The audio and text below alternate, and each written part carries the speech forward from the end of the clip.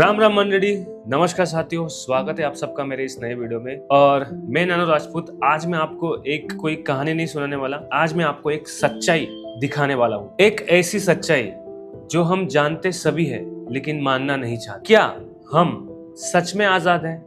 क्या हम सच में आजाद हैं? क्या सच में हम आजाद हैं? तो साथियों, कल हमने डॉक्टर भीमराव बाबा साहेब अम्बेडकर की जयंती मनाई। सच कहूँ तो मैंने उन्हें पूरी तरह से नहीं पढ़ा है, लेकिन जब मैंने उनकी कहानी को समझना शुरू किया तब मुझे एहसास हुआ कि आज भी हम पूरी तरह से आजाद नहीं है। अगर आप उनकी असली कहानी को फील करना चाहते हैं तो मैं रिकमेंड करूंगा आप डॉक्टर बाबा साहेब अम्बेडकर और संविधान the making of the constitution of India. तो साथियों, इस कहानी की शुरुआत करते हैं। तो साथियों, मैं अब बात करूंगा उस समय की जब डॉक्टर बाबा साहेब अम्बेडकर के समय की, जब वो बचपन में, उनके समय में इंसान को इंसान नहीं समझा जाता था। ये मैं आपको उनके बचपन की कहानी बता रहा हूँ। साथियों, 14 अप्रैल 1891 में मध्य प्रदेश के महू में एक बच्चा जन्म लेता है जिसका नाम रहता है भीमराव। लेकिन तब उनका जन्म ऐसे दुनिया में हुआ जहाँ पे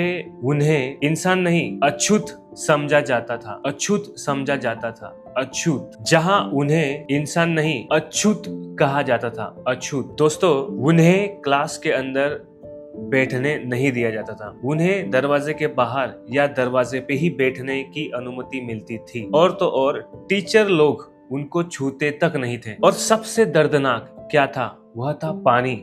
दोस्तों, पानी। हमारे समाज में, हमारे धर्म में कहा जाता है कि पानी पिलाना सबसे पुण्य का काम होता है। ये कितने लोग मानते हैं? ये मेरे को कमेंट बॉक्स में जरूर बताएं। वह खुद पानी नहीं पी सकते थे जब तक कोई ऊंची जात का लड़का अगर उन्हें पानी दे दे तो वही उनको पानी नसीब होता था। अगर वो नहीं, लड़का भी मना कर दिया, लड़का वो उनको अगर किसी ने पानी दिया नहीं तो पूरे दिन वो पैसे रहते थे। या तो फिर किसी प्यून जो उन्हें पानी दे पाता था, क्योंकि उन्हें अनुमति पानी छूने तक की नहीं थी। जरा सोचिए साथियों, जरा सोचिए, दिमाग पे थोड़ा जोर दीजिए। इस चीज को आप ध्यान से सुनिए कि आपका बच्चा, आपका खुद का बेटा अगर स्कूल में पढ़ रहा है, उसके साथ अगर ऐसा बिहेव हो कि उसको इंसान ही नहीं समझा जाता है, मतलब आपके बच्चे को इंसान ही नहीं समझा जा रहा है, तो ये बात आपके लिए कितनी खटेगी। अगर आपके बच्चे को कोई अगर क्लास के बाहर खड़ा कर दे तो ये बात आपके लिए कितनी खटेगी। ये बात का आपको कितना दुख होगा। तो सोचिए, जो बच्चा पढ़ना चाहता है, जो बच्चा आगे बढ़ना चाहता है, जो बच्चा स्कूल में अव्वल नंबर ला सकता है और लाता था और लाता है, उसी इंसान को इंसान ना समझा जाना कितना बड़ा महापाप है। आप ये सोचिए, एक इंसान को आप इंसान ही नहीं समझते तो वो कितना बड़ा महापाप है। क्योंकि अगर आप धर्म पे बिलीव करते हो, अगर आप धर्म में मानते हो, अगर आप भगवान में बिलीव करते हो, तो आप अगर ये नहीं मानते कि भगवान के लिए सब बच्चे समान है, उनके लिए सब एक समान है, उनके लिए कोई छोटा कोई बड़ा नहीं। क्योंकि अगर वो ऐसा होता तो बड़े लोगों के लिए समंदर अलग बनाता और गरीबों के लिए समंदर अलग बनाता। लेकिन समंदर में हर कोई जाता है, उनके लिए, अमीरों के लिए पहाड़ अलग से बनाता और गरीबों के लिए अलग से पहाड़ बनाता। लेकिन पहाड़ों पे सब जाते हैं घूमने के लिए, वहां पे कोई भेदभाव नहीं है। कोई, मतलब ये चीज कितनी समझदारी से अगर आप समझते हो तो आपको समझ में आएगा कि कितना इसके अंदर, कितना लोगों को डिस्क्रिमिनेट किया गया है, भेदभाव की भावना से देखा गया है, ट्रीट किया गया है। अब मैं उनकी एक छोटी सी स्टोरी सुनना चाहता हूँ, जो है सफर का अपमान।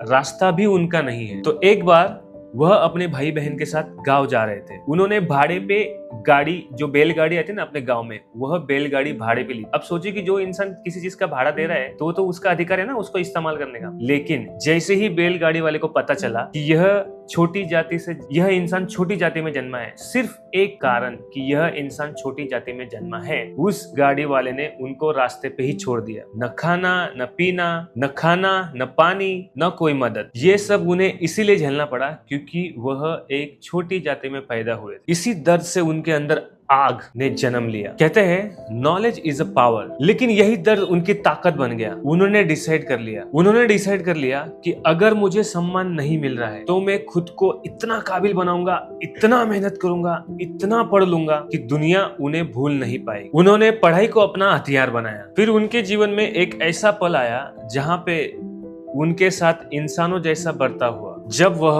विदेश गए, कोलंबिया विद्यालय, लंदन स्कूल ऑफ इकोनॉमिक्स, यहाँ पर उनसे किसी ने जाति नहीं पूछी, किसी ने उन्हें नीचा नहीं देखा। यहाँ पे उन्हें एक समानता, यानी कि एक समान भावना से लोगों ने उन्हें देखा। उन्हें सिर्फ उनके नाम और उनकी पढ़ाई से जाना गया, ना कि उनकी जात से। उन्हें पहली बार एहसास हुआ कि उन्हें इंसान की तरह ट्रीट किया जा रहा है, और उन्हें यह शॉकिंग लगा।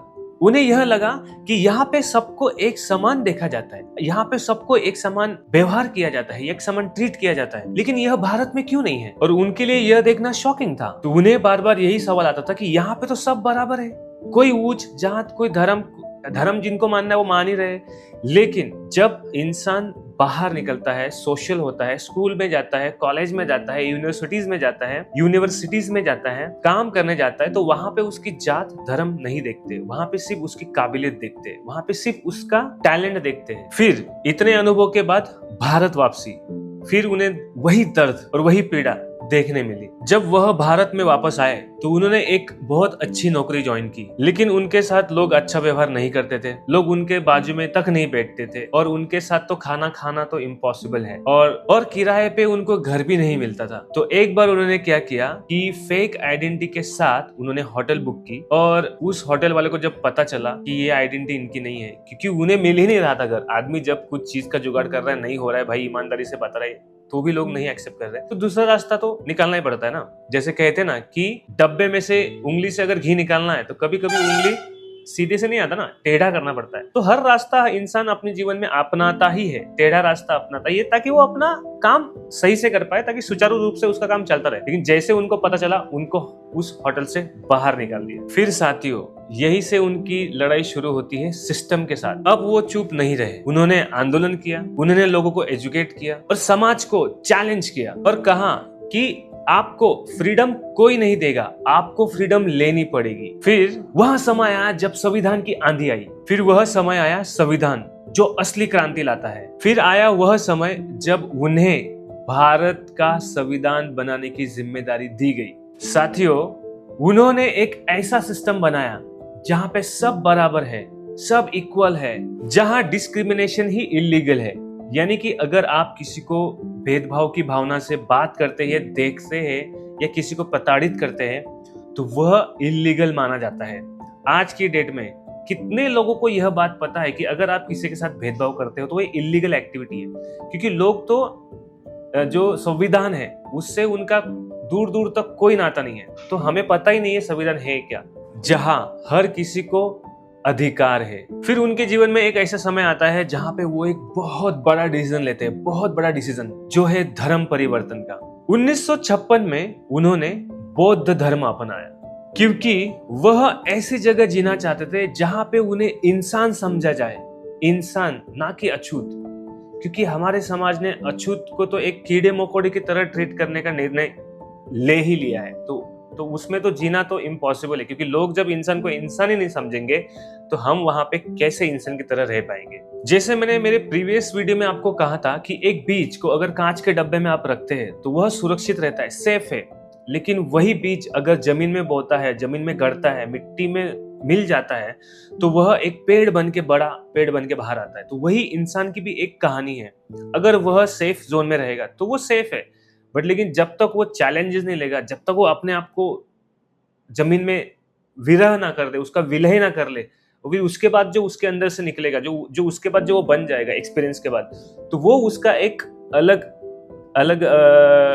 ऑरा होगा, अलग आइडेंटिटी होगी, अलग वो सेल्फ अवेयर से भरा होगा, वो सेल्फ लव से भरा होगा, वो उसके लाइफ के एक्सपीरियंस से वो भरा होगा। तब उसको छोटे छोटे जो लोग ज्ञान देने लग आ जाएंगे ना, उनके लिए वो तो सिर्फ एक कान से सुनो और एक कान से निकालो, यही रहने वाला है। तो इसीलिए जिंदगी में अपने आप को झोंक दो, आगे बढ़ा दो। मतलब एक छोटा सा बीच की कहानी जो मैंने आपको बताया था कि जब तक आप अपने आप को चैलेंजेस में नहीं ढकलोगे ना, तब तक आपको पता ही नहीं चलने वाला जिंदगी है क्या। और मैं इस कहानी को आपके साथ में इसलिए शेयर कर पा रहा हूं क्योंकि मैंने भी एक्सपीरियंस किया है मेरे समाज में भी, जहां से मैं आता हूं, वहां जिस रीजन से मैं आता हूं, वहां पे भी लोगों को बांटा जाता है, जात के नाम पे बांटा जाता है, उनके बैकग्राउंड जो फैमिली बैकग्राउंड से उसके तहत बांटा जाता है। मतलब इंसान को इंसान देखते तो है, लेकिन समझते बहुत कम है। जहां के लोगों का माइंडसेट आज भी नहीं बदला है, और इसीलिए मैं बिलीव करता हूं कि self love, self improvement is very very much important to grow your own career, to grow your own future, to grow your own mindset. that's very very important.